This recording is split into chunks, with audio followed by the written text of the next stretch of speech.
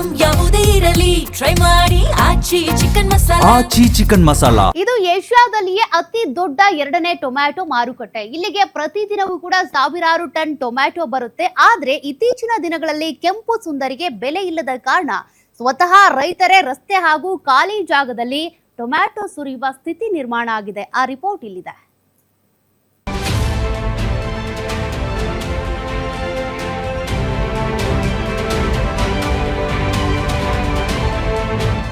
ರಸ್ತೆ ಬದಿ ರಾಶಿ ರಾಶಿ ಟೊಮ್ಯಾಟೊ, ಕೆರೆ ಪಕ್ಕದಲ್ಲಿ ಕೊಳಿತು ಬಿದ್ದಿರುವ ಕೆಂಪು ಸುಂದರಿ.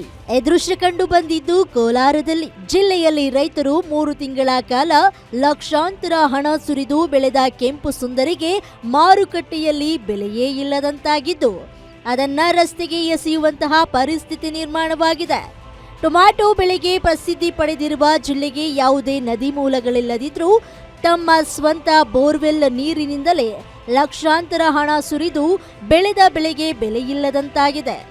ಅದರಲ್ಲೂ ಜೂನ್, ಜುಲೈ, ಆಗಸ್ಟ್ ತಿಂಗಳು ಬಂದ್ರೆ ಕಾಸ್ ಕಾಣ್ತೀವಿ ಅಂತ ಅನ್ಕೊಂಡಿದ್ದ ರೈತರ ಮೊಗದಲ್ಲಿ ಇದೀಗ ಆತಂಕ ಮೂಡಿದೆ. ಅಟ್ಲಿ ಸರ್ಕಾರ ಏನಾದರೂ ಬೆಂಬಲ ಬೆಲೆ ಘೋಷಣೆ ಮಾಡ್ತಾ ಇಲ್ಲ.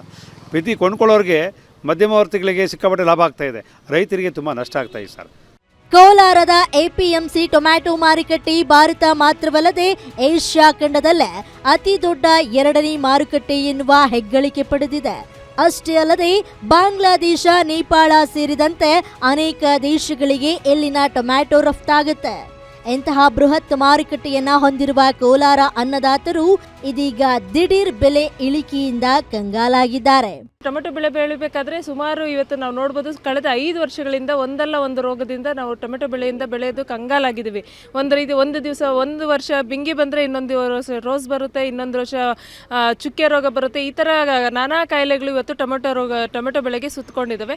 ಅದ್ರ ಮಧ್ಯದಲ್ಲೂ ಕೂಡ ಲಕ್ಷಾಂತರ ರೂಪಾಯಿ ಸುರಿದು ಇವತ್ತು ನಾವು ಬೆಳೆ ಬೆಳೆದು ಮಾರುಕಟ್ಟೆಗೆ ತರ್ತಾ ಇದ್ದೀವಿ. ಮಾರುಕಟ್ಟೆಗೆ ಇವತ್ತು ತರ್ತಾ ಇರುವಂಥ ರೈತರಿಗೆ ಸಂಸ್ಕರಣೆ ಮಾಡ್ಕೊಳ್ಳೋದಕ್ಕೆ ಅಥವಾ ರೇಟ್ ಬಂದಾಗ, ಬೆಲೆ ಬಂದಾಗ ನಾವು ಮಾರಾಟ ಮಾಡ್ಕೊಳ್ಳೋದಕ್ಕೆ ಯಾವುದೇ ರೀತಿಯ ಸಂಸ್ಕರಣಾ ಘಟಕಗಳು ಇವತ್ತು ಕೋಲಾರ ಜಿಲ್ಲೆಯಲ್ಲಿ ಇಲ್ಲ.